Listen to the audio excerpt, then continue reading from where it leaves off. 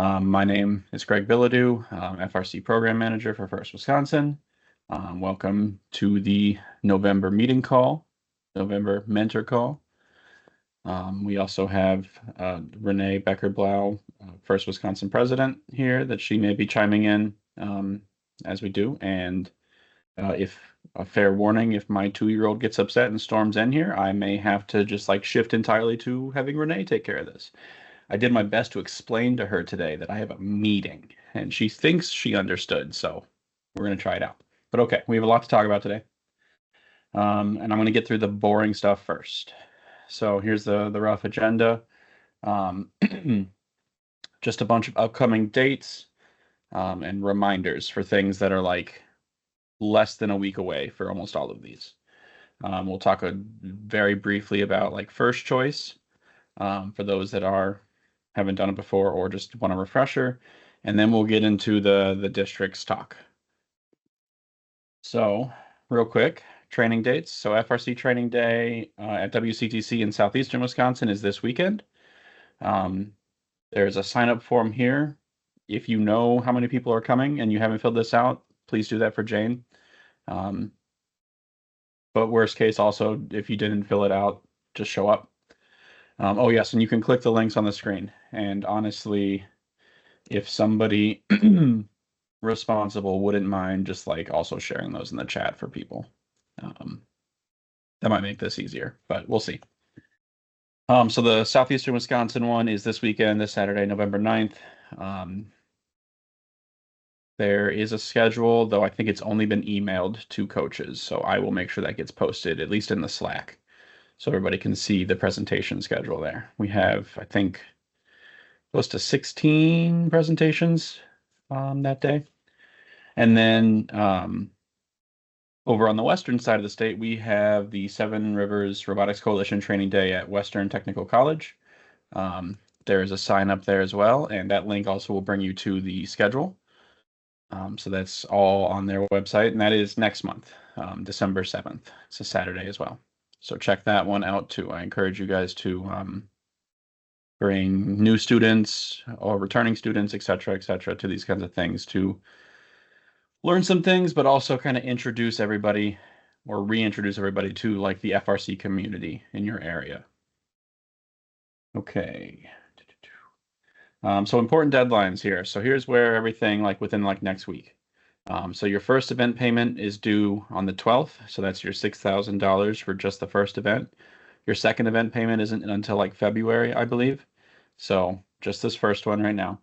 On the same day is when kit and kickoff information is due. So most of you have filled this out in your dashboard.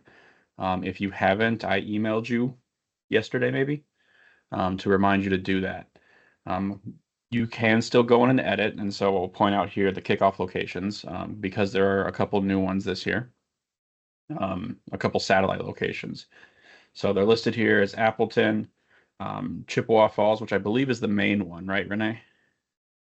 The main one is on Alaska. Oh, I had them flipped. Okay. So there's Appleton, Waukesha, and Onalaska are probably the kickoff events you're used to.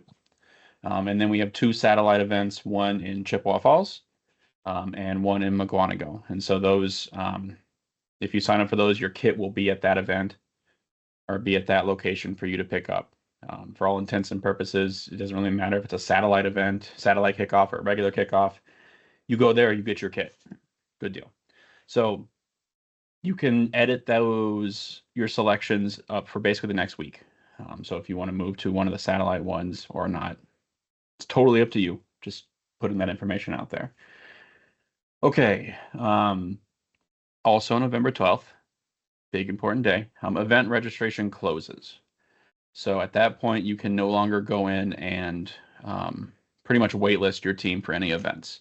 This doesn't mean that if you are waitlisted currently that you will not get into that event. This just means no new teams can be added to the waitlist. And so I put a note there. We have some spots available still at the Phantom Lakes Regional. It is at the waitlist right now, but not all spots have been given away. So if you're looking for a third event for your team, there are some spots available there. Okay. And along those lines, like Seven Rivers in Wisconsin, less so.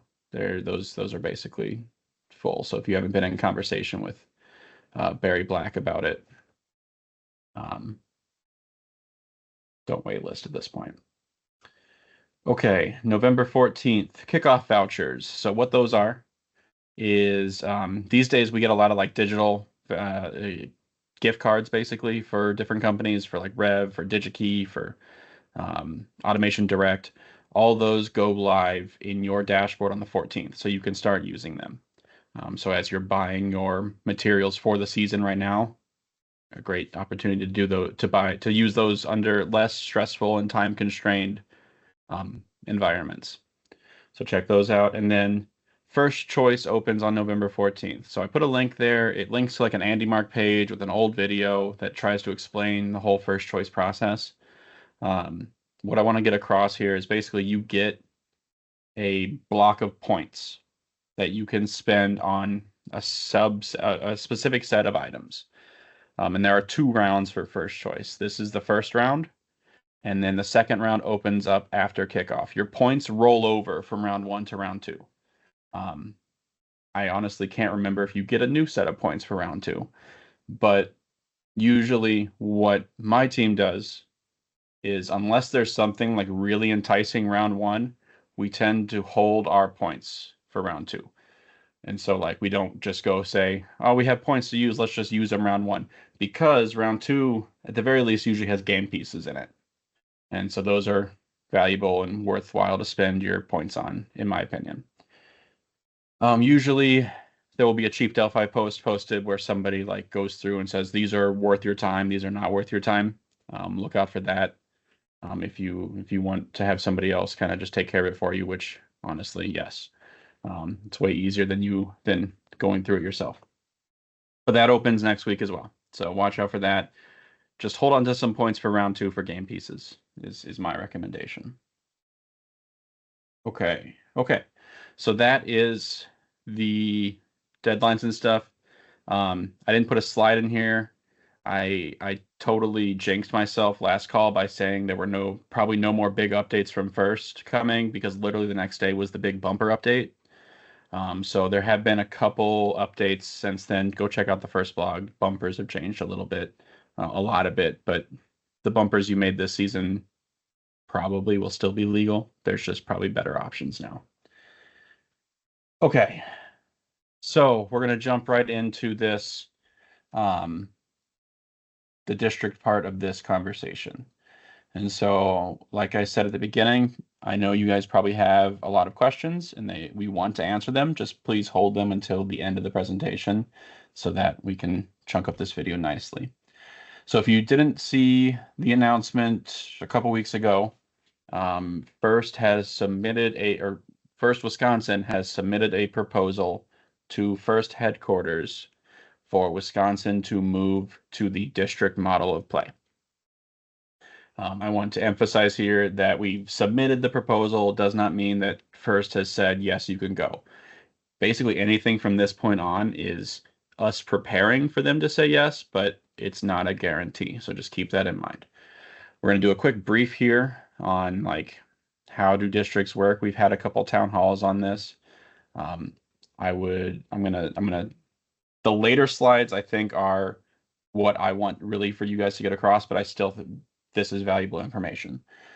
So the district model of play means there will be more events in the state of Wisconsin, and your first 2 events will be district events in the state of Wisconsin. Every team with their $6,000 registration fee gets 2 events included. So you don't have to pay another 3 for your second event.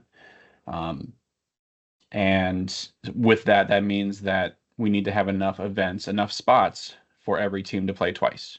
So the math works out that we will need 4 district events next year, unless there's extreme growth next year. Then we're almost on that threshold right now. So either way, with 70 to 75 teams, which we have 69 teams this year right now, we will need 4 district events. So you get 2 minimum of 12 plays for 6,000. You can sign up for a third district event for only $1,000. You can also sign up for regional events, and you now have the option. You now would have the option to also play in other districts' events. So right now in the regional model play, we can't go to Michigan to play. But once we move into a district, we could go to Michigan to play. You wouldn't get points for it, but you can still win awards. As the note there says, you win banners, not spots. Additional events do not count towards your world's qualification. The qualification system is going to be very similar to what the regional system is changing to. So if you paid attention to that last month, very similar to that. Then there will be a district champs at the end of the competition season right before champs, $4,000. About half of teams will qualify for that based on your points. And as we grow, we need to add more events. So like I said, we're kind of on that threshold where it's very likely that 2027, we may need to add a fifth event depending on growth because that 80 team mark is kind of the line. With that many events, we will, that means we need a special kind of venue, we need venues that aren't the Panther Arena or State Fair expensive arenas. So there will be a bid process for teams, for you guys, to work with your districts to submit a proposal to First Wisconsin for us to host an event at your venue. We will have more information on that bid process after HQ gives us the go-ahead, the yes or no, which will hopefully be before kickoff, but we'll see. Renee, if you want to add a point, I saw you unmute. Nope. Keep going. Okay. You're doing great. Doing great. Okay. And so part of that, it'll be for FRC and FTC events. We're going to share that kind of bid process there. And so there will be things like having enough venue seating, enough electrical requirements, place to hold field and pits. Any of you who are not rookie mentors or rookie teams know what an event looks like and know kind of the stuff that you need to have in an event. Prior event experience is a plus. So if you've hosted off-season events, that kind of gives credence to like this event could do it because we've done it kind of stuff. But yes, we'll send out more details about those bids or that bid process. It says there hopefully mid-December. Yep. FTC ran a kind of a light version of the bid process this year, just asking for venues to indicate if they were available between, specific dates in November, December, January into February. And so it would be run similar to that. But regardless of whatever First Headquarters decision is, being able to have more options for venues to place them throughout the state would be incredibly valuable. And so that is why we want to make sure that as we do more and expand our FTC events and expand the number of FRC events in the state, again, regardless of which model, we want to make sure that we're prepared and ideally intelligently placing the events based on a good schedule for our teams. So yes. Yep. Yes. And so along those lines, I'll just go to the next slide here. So we are hoping to have, or if we move to a district model, we will need 4 district events. The goal is to have those events spread out across the state so that most teams have a local event. As we grow, these kind of circles here may shift and move and play, but we roughly would like an event in each of these circles. They are kind of weirdly shaped, mainly because 3 of them are on borders. So they look smaller than the one up in Eau Claire, but the one in Eau Claire is the only one that is not on a border. So it has an actual circle shape, but they are all roughly the same radius. So that is our goal, location-wise, geographic-wise, obviously week-wise, timing-wise as well. We will not be able to have 2 in the same week. And Again, we want to be able to intelligently time those events so that more people want to go to their local events. Yeah, yeah. Hopefully, as the Madison area grows, 171 being the sole outlier down there, we'll have a closer one. But right Mhm. now, We just had 200% growth in Dane County, so that was pretty exciting to see that. And so between, the new Sun Prairie and Oregon high school teams, I think we'll ultimately end up seeing growth that will lead to opportunities in those areas. yep, yep. At this point, we're doing a lot of targeted growth in terms of teams, volunteers, events to enable growth across the state.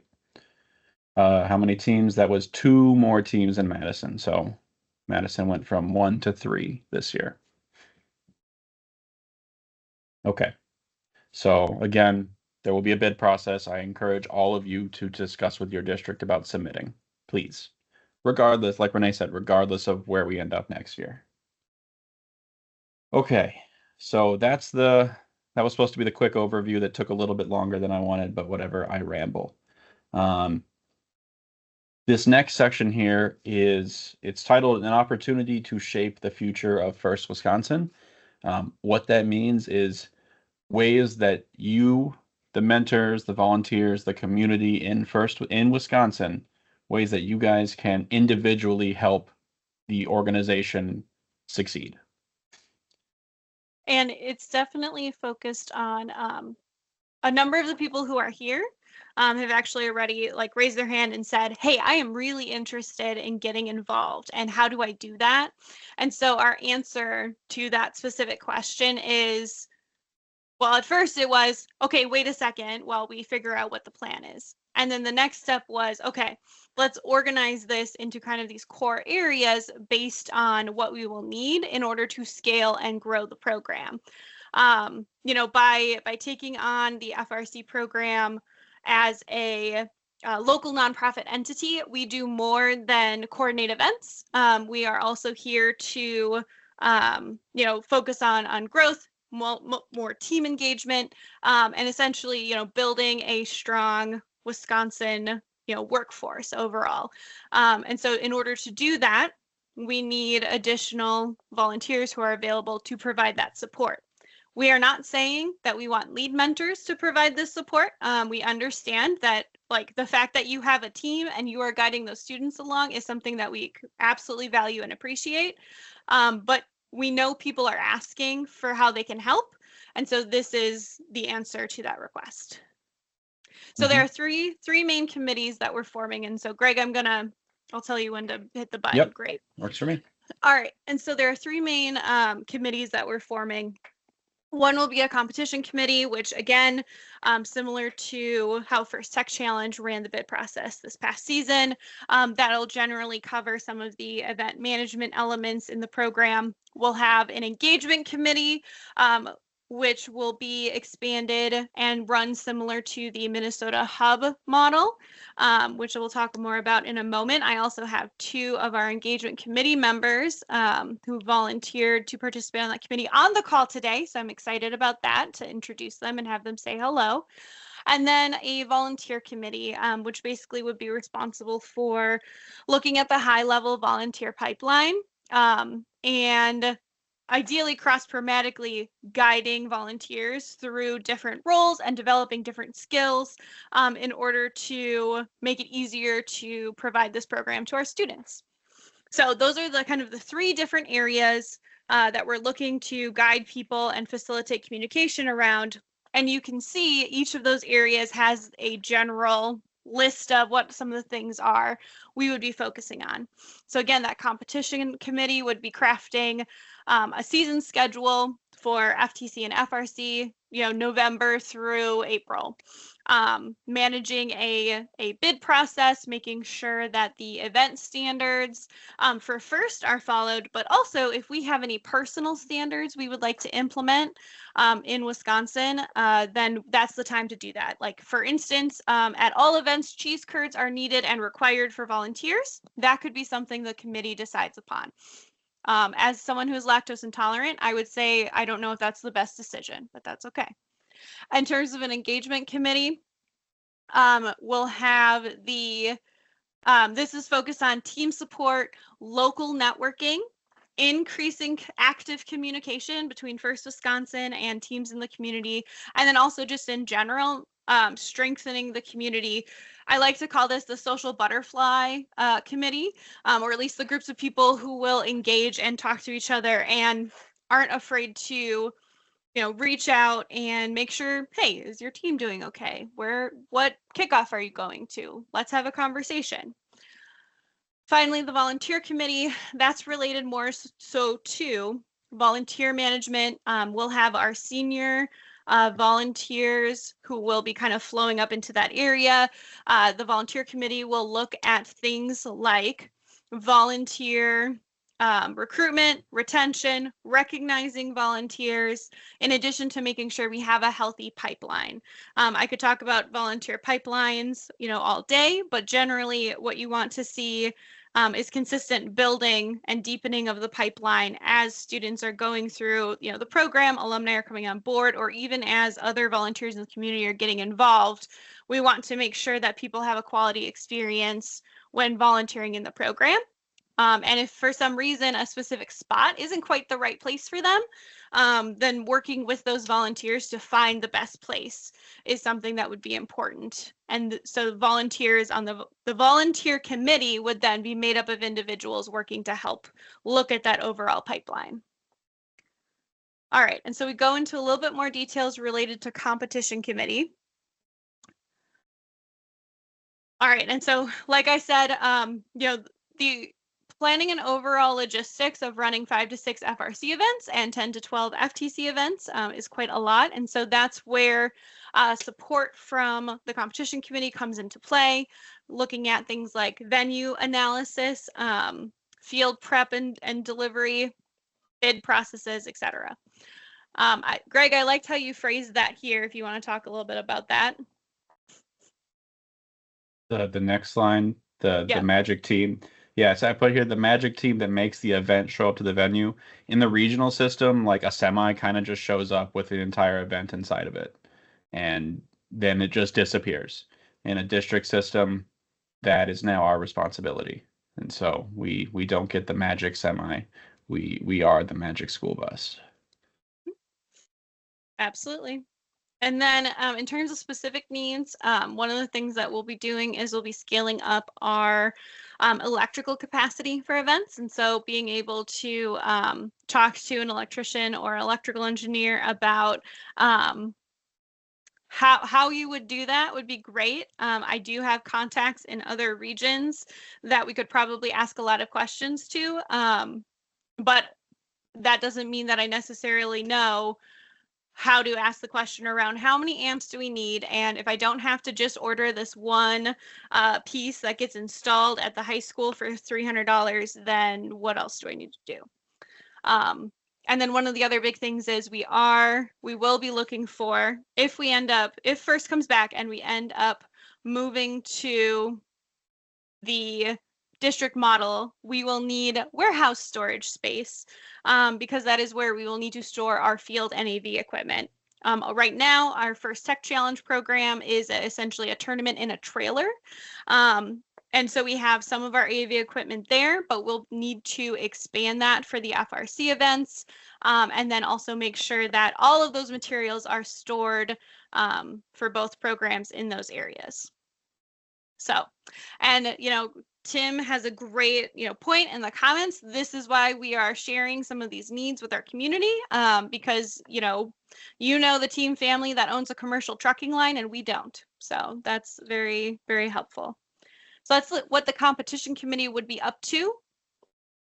The engagement committee. So this is one that actually had a description created for it because Austin and Ryan were very generous with their time to talk through some of those options and to figure out what the plan was. And so as a note, Austin and Ryan, I will be asking you to unmute on the next slide to say hello and to ideally turn on your video.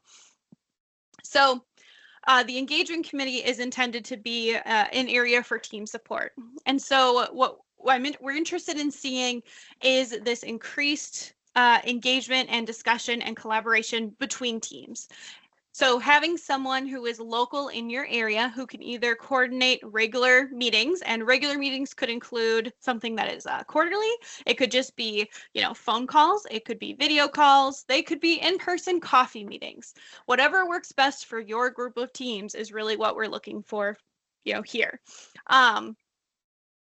We want to make sure that as challenges are being brought up from teams, the engagement committee has an opportunity to share those with First Wisconsin staff. And so that way it makes it a little bit easier for us to advocate to First headquarters, or for us to identify, potential solutions using the high-level statewide network we have access to.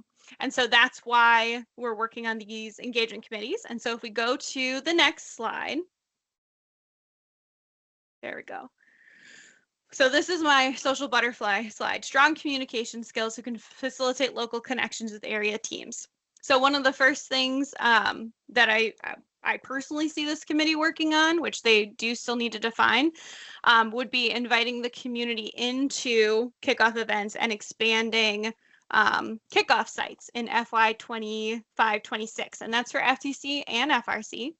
And the example of this is how working with the Onalaska group and Austin with the Seven Rivers Region Coalition, and then also talking with Ryan, who was willing to volunteer to facilitate this opportunity, we were able to coordinate a satellite kickoff event that our teams in the Eau Claire area will be able to, instead of having someone have to travel to pick up all the kits in Minneapolis, they'll be able to coordinate kit pickup on site, working alongside the Onalaska group. So that was very exciting.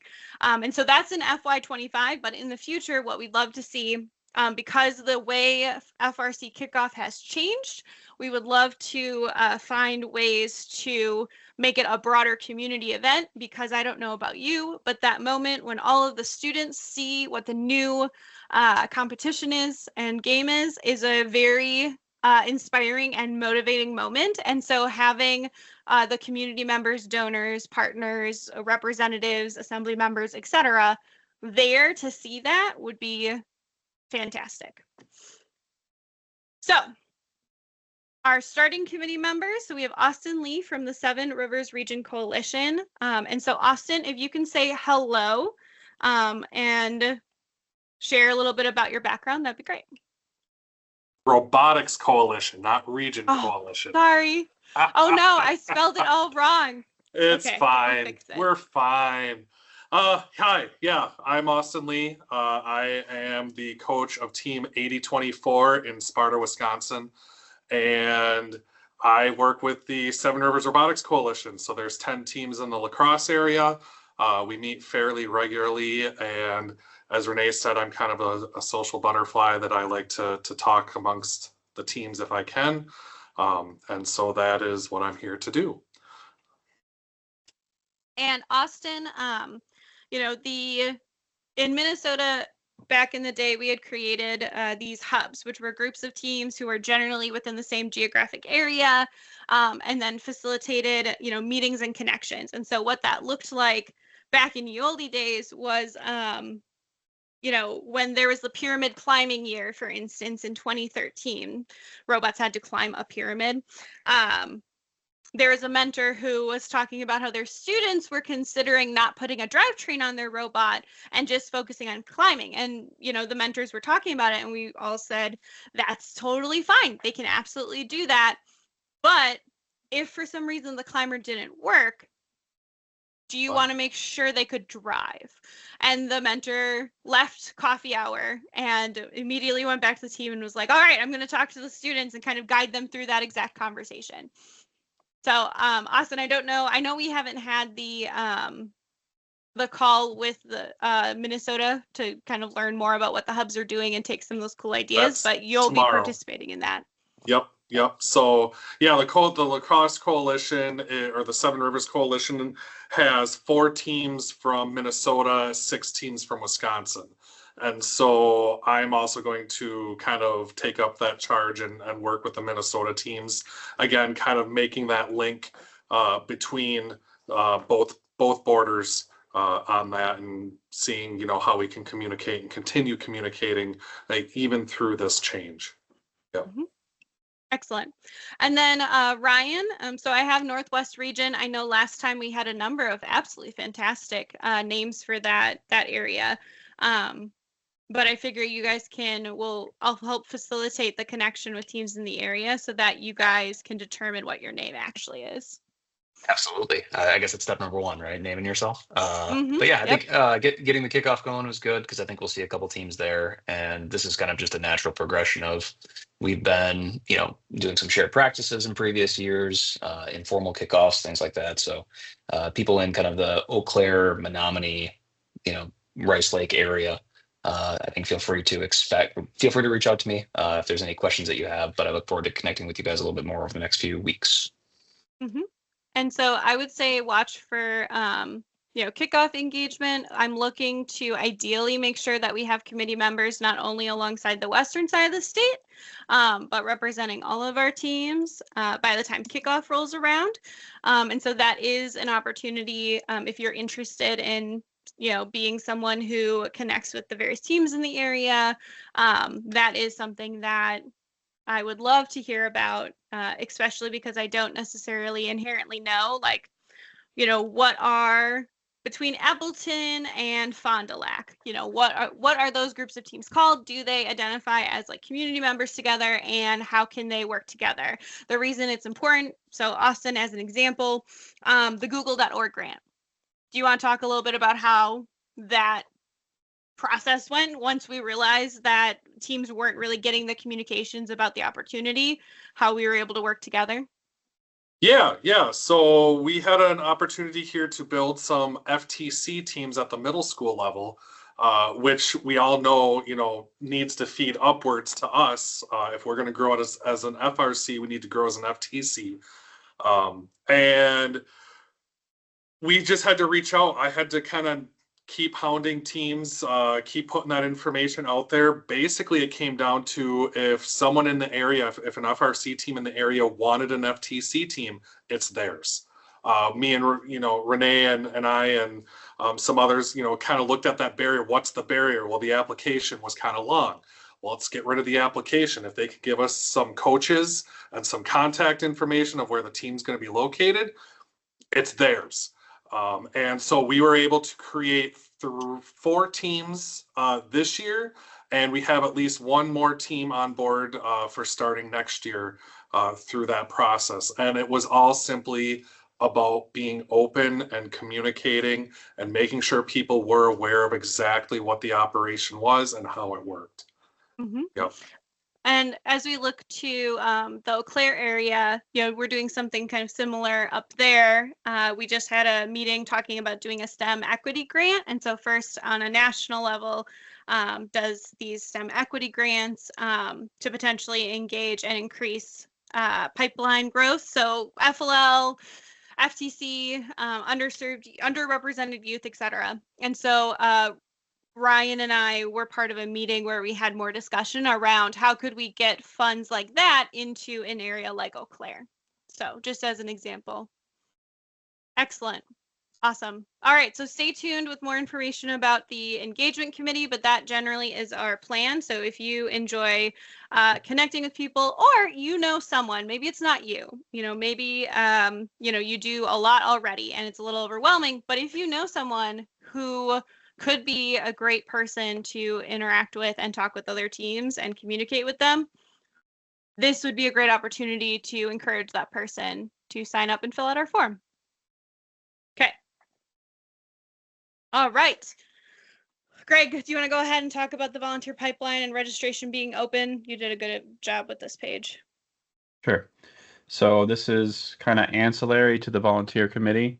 As we build that up, this will be a core component. So volunteer registration for FRC events is open now. That opened on Halloween.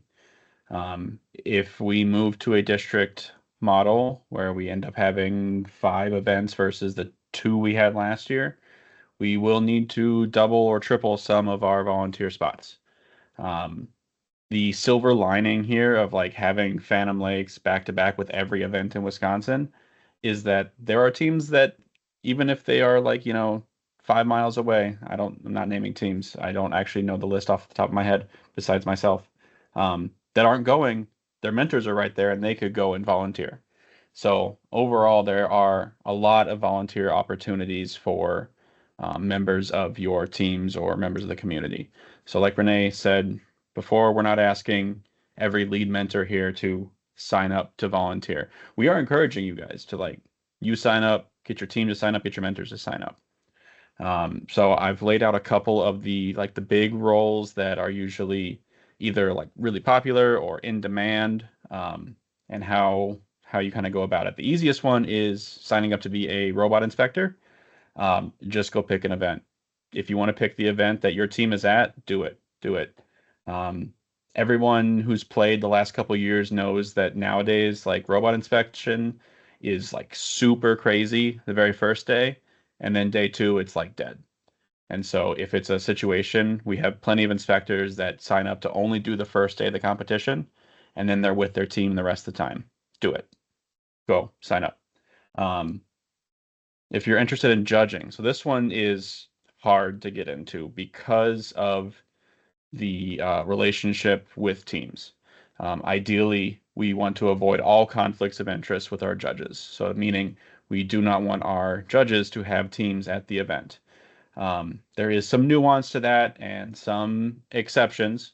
But overall, if you want to be a judge, sign up at any of the Wisconsin events your team's not attending. If you are attending Phantom and not Wisconsin, sign up to judge at Wisconsin. If you are attending Seven Rivers and Wisconsin, sign up to judge at Phantom. We need close to 18 to 20 judges at each event. And those are harder to come by because of some of the restrictions and having so few events in the past. Again, silver linings here. Interested in becoming a referee. So this one is really popular, especially with like alumni. This one's a little more complicated now. So sign up at any Wisconsin event. Again, this one doesn't have any conflict of interest issues. So if if your team is there, you can still referee.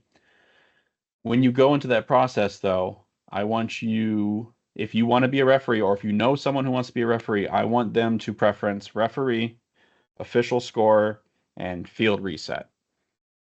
Because we only have 5 or 6 referees at every event. And we need to build more, but those are limited slots. Fortunately, this year there is the official scorer role, which is basically just the referee that keeps track of the points. If you remember in 2023, they had to there was a person there counting the cones as they were scored, standing right next to the referee. That's this year as well. So we'll need some of those too. And then worst case, we still want to get you on the field and get you close to that action. So field resetting is kind of the third option there. If you're interested in becoming an FTA, it is a similar track, but getting to the FTA part's a lot harder than becoming a referee. But there are more opportunities to kind of become on that track. So if you have aspirations to be an FTA or any of these other roles on there, preference FTAA, scorekeeper, CSA, and field supervisor. Those are all roles that if you were to become an FTA, you will directly be using what you learned in those roles and be a stronger FTA because of it. And then interested in any other role, just sign up. There are so many roles. I put a link there to all of the key volunteer roles and the regular volunteer roles on there. So emceeing, game announcing, pit admin, queuing, being a safety manager, webcast operator, all those things, sign up. If your team with 3 events this season in Wisconsin, I really want to see more of our mentors and alumni helping out at the event that they're not attending to grow this volunteer base, to create a strong culture of volunteering. in Wisconsin. Yeah, that's my spiel on that. Anything you wanted to add to that, Renee? Yep, I just wanted to add one thing. You can also volunteer at our first Tech Challenge events. And so as an example, with the growth that we've had going, towards Madison with the google.org grant for FTC, and then going up to La Crosse, next year we'll be going up to Eau Claire with a qualifying tournament event. We are looking at cross-program volunteer opportunities. So that is a chance for people to, capture and gain experience in things like the AV director role, which isn't something that you normally see available at FRC regional events, but are critically important for our FTC events and also our off-season FRC events, and will be needed for districts, in addition to an event manager. And so generally, it could be a tournament director. Generally, we encourage it to be separate from the volunteer coordinator because that's a lot to manage for a multi-day event. But event management, typically you can learn some of those elements from either volunteering on a planning committee this season, or hosting an off-season FRC event, or supporting a First Tech Challenge event. And so those are some examples of ways to cross-program engage in those different areas. Perfect. Okay. So at this point, we have room for questions. Before I call on anyone, I'll do the first question here to kick us off. Renee, how can people indicate that they would like to be involved in any of these committees? Oh, great question. All right. So in theory, if I go to the chat and I paste a link to this form, it should say you're invited to take a Shaping the Future of First in Wisconsin form. And if that works, then you should be able to tell me after you kind of explain where you're located, tell me a little bit more about your background. It should help explain where you would like to provide support. And so, specifically to some of the individuals who have already raised their hands, especially like Austin and Ryan, it would be great if you wanted to fill this out. Otherwise, I'll do it for you, and put the networking with teams and mentors part, because that's what you're signing up for. Tim, I know that you talked about having some interest around the high level, event related pieces. This is your chance. Jason, this is kind of what we were waiting for to help direct people to places where they could help First Wisconsin as we move forward. And so if you have interest in those high level volunteer management, the volunteer pipeline, bid processes, planning local events, or even just volunteering at events, this is the form to fill out. And so it is currently in the comments link. And I greatly appreciate all of you and everyone who asked how they could help, and your patience as we figured out how to actually collect that information in a non-frustrating way and ensure we could engage with you. And I assume this will get put in a blog post soon. Yes. Yep. Just a busy time of the year, but it will be. Sure. So. All right. Good deal. All right. I kicked off the questions. We'll try, just if anyone has questions, unmute. If it becomes too crazy, we'll do hands, but we're all adults. Yep. Well, and Eric mentioned if people want to break into FRC reffing, the best way is to ref FTC. So it sounds like Eric, who is one of our main FTC referees, is attempting to recruit some referees for his upcoming FTC events. Absolutely. Awesome. Oh, I also included a marketing press release and website updates button specifically for you, Jerry. And so if you wanted to fill out that form and click that button, that'd be great. I don't currently have a PR and marketing community committee, but that's the one that we would create next after these three. All right. Are there any questions about anything we've talked about today, or anything we might have not talked about that you want to hear more about?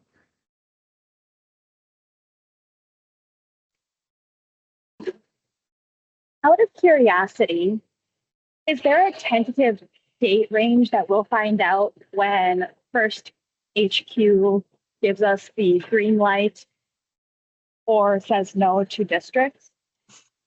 My expectation is, I think I said it in one of the other slides. Greg, can you go backwards for me? I think it was Yeah, it was mid-December. before mid-December, or around mid-December. Or maybe that was the bid process, and we would expect to hear back from HQ around that time or before mid-December. Yeah, I'm missing. Oh, here it is. And Yeah. that is this December, not the Yes. December before 2026, just to be clear. Oh God, yes. So yes, it is December of this year. Yes. Awesome. Thanks for clarifying. Absolutely. And Jeff Paul is mentioning if anyone has questions about expecting, do not hesitate to reach out to him. And if you need help getting in touch with him, feel free to reach out to me or Greg, and we'll absolutely help you with that inspection connection. That was a great rhyme. So I have two questions. Hey, Dan. One of my questions is how many teams are like expected to go to each district event? Yeah. Oh, let me look. 36 is generally the number I go with, but I like to have a range. Okay. And then the second one is that next year, with potentially 5 events, and this year 3 events, one of the big volunteer positions that I think about is like FTA. How like does, because I know right now Justin is like the Wisconsin FTA, would it be like first FTAs that supplement, or is it like a big push to get a bunch of FTAs next year? Because Justin, I don't think is going to do 5 events. That's a lot. Right. Yeah, Well, so go ahead, Renee. I know that Justin's on the call. I also know that, Greg kind of has a solid handle on that pipeline. So Greg, go ahead. So yes, we are trying to get more FTAs, and we will be building them up over the next couple of years, as we grow. Because yes, we don't want, for pretty much any of these key volunteer roles, we really don't want to have somebody, a single person, do that role more than twice, is our ideal in a season. That being said, we don't care if like you do reffing twice and then you go be a judge at a 3rd event and then you go be an inspector at a 4th event. Like that's totally cool. But for the health of the ecosystem, we want to have that restriction. So yes, this first year, we will see what HQ allows us to do, because we are still, unfortunately, FTAs are red taped a little bit by headquarters more than any of the other roles are. So we have to work within their boundaries to grow those roles, but we're trying actively. Yep. And we did submit 2 names this season to get additional training. And so we're hopeful that all pans out. We're kind of just waiting to hear from HQ on what that ends up being. So, and then in general, the way that works, if approved by headquarters, then you would move into, you would go through the FTA training process for a year. You would be a trainee, and then you would kind of lead as an FTA or have like backup support. So you might be like a secondary FTA to the lead FTA, so you can get a little bit more experience in a season. But again, as you increase the number of events, the opportunity for you to develop your volunteer skills increases over time. And really the biggest skill for FTAs to learn is more of the soft skills. At least that's what I think they call it now, the global FTA I talked with last week mentioned to me, is that you can learn the technical skills, but really being able to have those soft skills, that's not something that they can teach. Yeah, Renee, one thing also to mention is that we are trying to do this year for the events we have in the state, but also for referees, judges, all this, off-season events are also going to be critical for us to allow people to get experience. So again, if we're running off-season events, maybe we'll have Justin kind of in the background, but having some of our FTAs running as basically the FTA for the event So we are looking to try to make sure that we can get those off seasons, and getting those volunteer base in there and developing those as well at those. Yep. And I would also consider or highlight or note the fact that if anyone has hosted an off-season event and coordinated and was the lead contact, you may be an excellent event manager. And that may be another consideration because between the FTA, the event manager, and the volunteer coordinator at the events, those are kind of the 3 points of contact where if something happens like a snow emergency, they can get to all of the different contacts to make sure that whatever's decided is able to move forward. So, all right. And Jerry. Go for it, Jerry.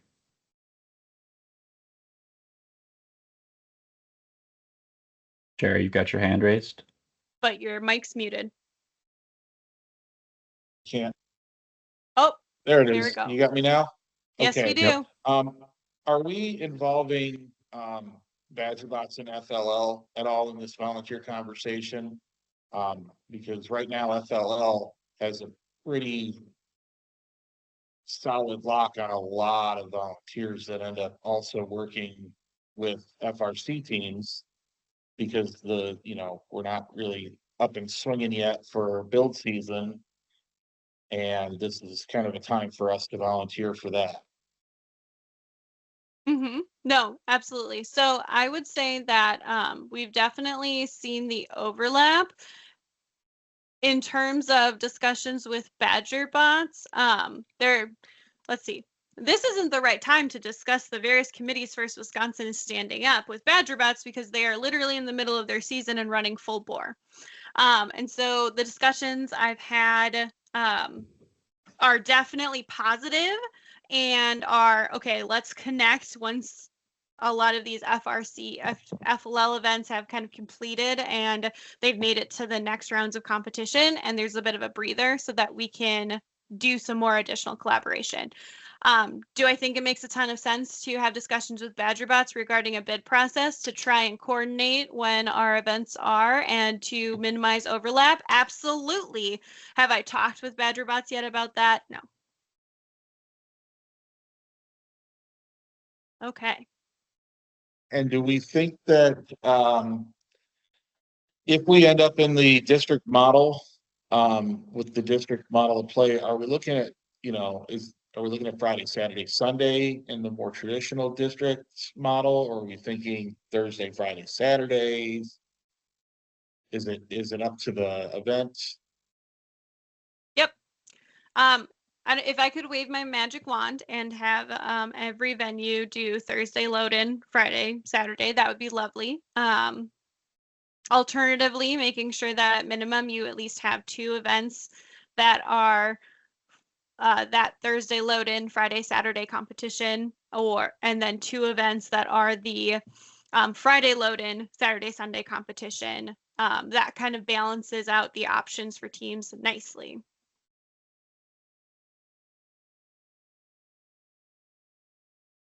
Cool.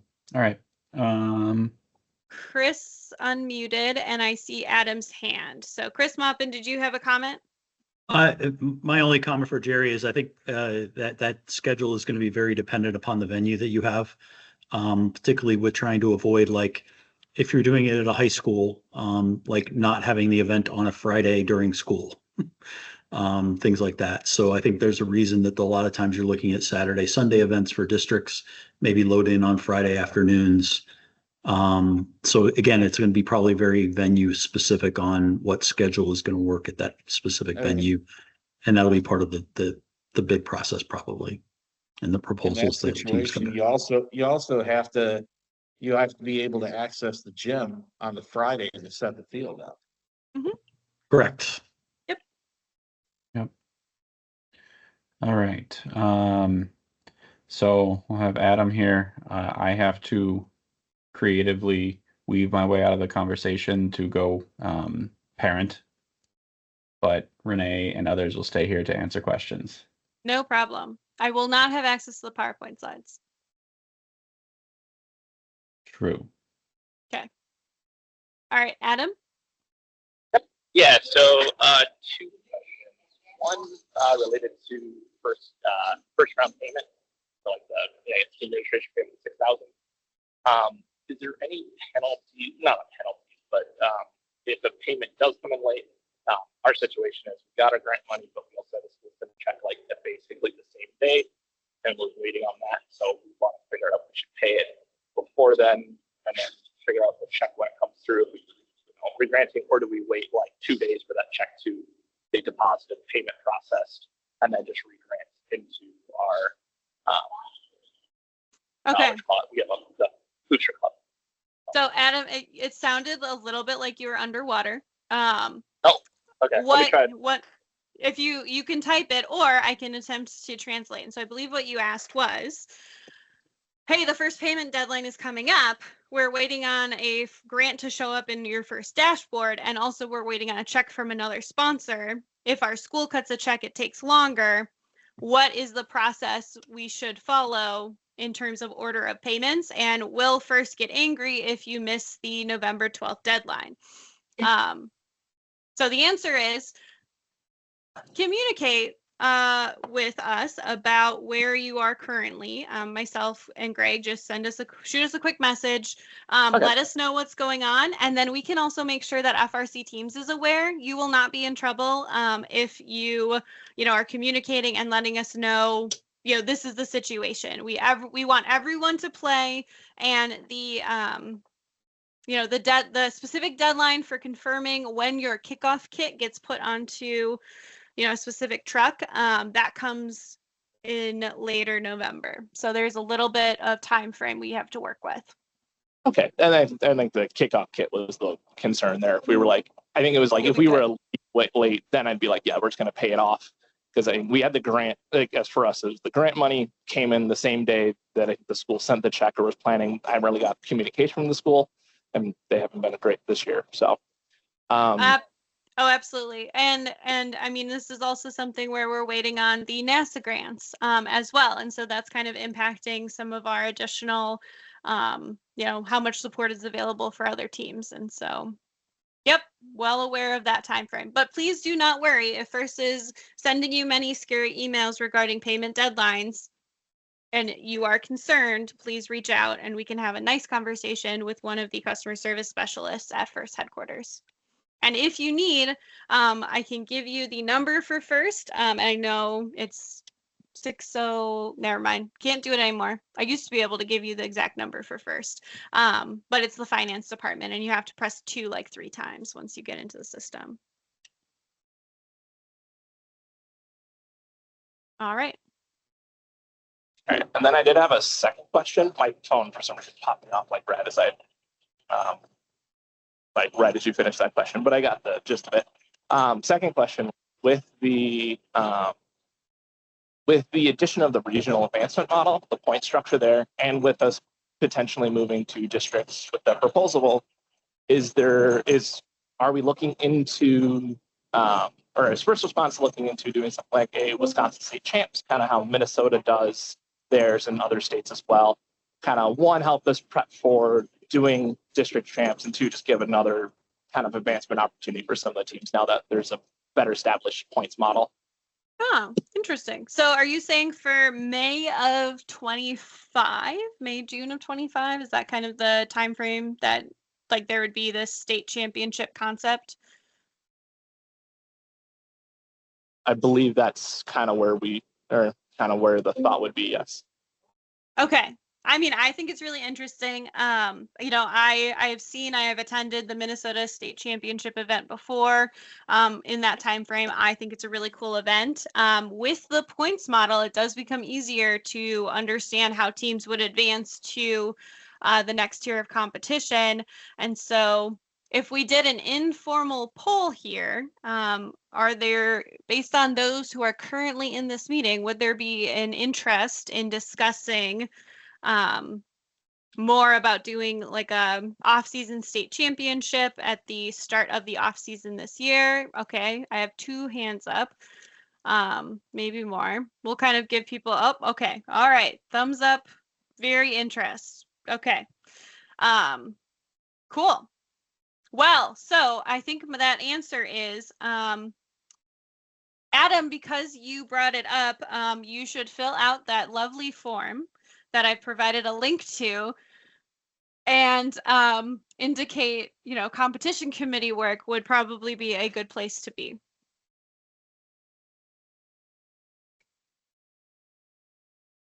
So, all right, that sounds good. And then, so I know I asked everyone to raise hands. So if there are any other questions, Jerry, you were next. Unless that was just for indicating your interest. Okay. That was just for indicating the interest, because high school kids understand state, they don't understand champs. So the kids that aren't on the team have a warmer, fuzzier feeling when your team comes home with a state champ. Okay. All right, good to know. Jeff Paul has a question.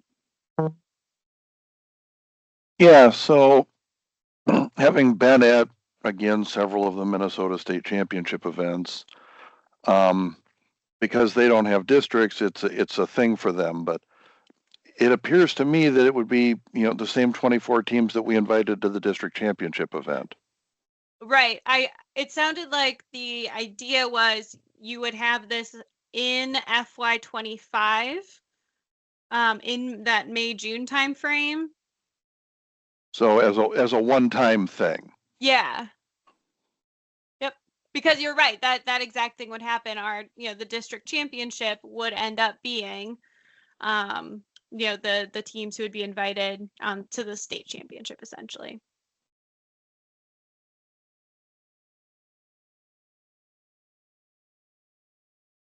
Okay, that makes sense. Eric?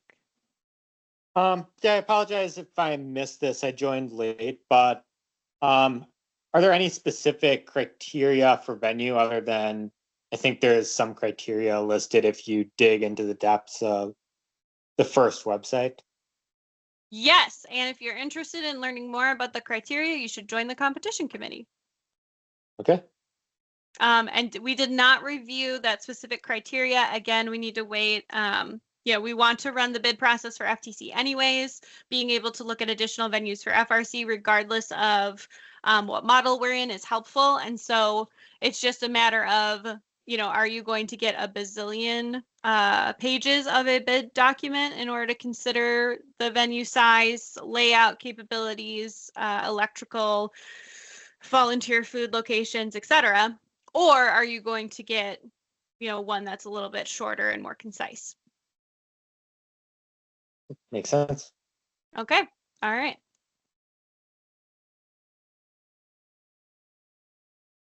Austin? Not a question, more of a statement. Going back to volunteer pipeline and all that fun stuff. Again, through my work with Renee and a couple other people over the summer on the FTC side of things and FLL side of things, we talk about, where are we getting these volunteers? Where are we getting these volunteers? One thing I think teams really need to do, and I know myself personally, I've been pushing it more this year than ever before, is having your upperclassmen go and volunteer at, say, an FLL event. Okay. If you go back through and look, I know FLL, there's a ton of the positions. You can be 18 or younger. To do FTC, there's not as many, but there are, probably 4 or 5 different things they can do at the FTC level as well. We really need to be, getting our kids into these other events. It's also good practice for them. It's kind of like warm-ups before the season starts. Just have that thought in your head that maybe your upperclassmen could go and volunteer at one of these local events, because it'll pay off in the end, so many years down the line. Awesome. I was also told, so I had a great conversation with a few of the Canadian FTAs, and one of the things that they mentioned was look for a 11th or 12th grader that has a really good understanding of the control system, because they might be someone in the future who would be interested in being like a CSA. And so having them shadow at off seasons or making sure they're aware of the volunteer opportunity is a helpful way to highlight that. Yeah, and Justin, I saw your hand. Yeah, and one thing to remember is the control system for FTC and FRC is going to be the same. What is it? It's not this year. Is it next year or is it year after? Next year. We haven't gotten updates from HQ yet. Yeah. I think it is the FRC 2027 season. So, getting involved with FTC is just a great way to help that pipeline, as Austin just said. And, FTing at FTC is very similar as FRC. It's just a smaller event, obviously, in a smaller field. So, and then again, even if you want to shadow at any of these off seasons or regular events, reach out to Greg, reach out to myself, and we can get set up as just a shadow if you want to just do it for a couple hours or something on the first day or even practice day. I'll be happy to show people. Thanks, Justin. It's very generous of your time. We appreciate it. All right. Setup help is always appreciated. Oh yeah, setup help, 100%. Or, agreed, Chris. Setup day is great too. Okay, Bree. I was just curious for FTC events, are referees, is it necessary for referees to be 18 plus? I know judges you do, but I can't remember for that position. We make exceptions. Yeah, we've made exceptions to that when we need to staff an event, but the preference is referees and FTC are post high school. Okay, awesome. Thanks.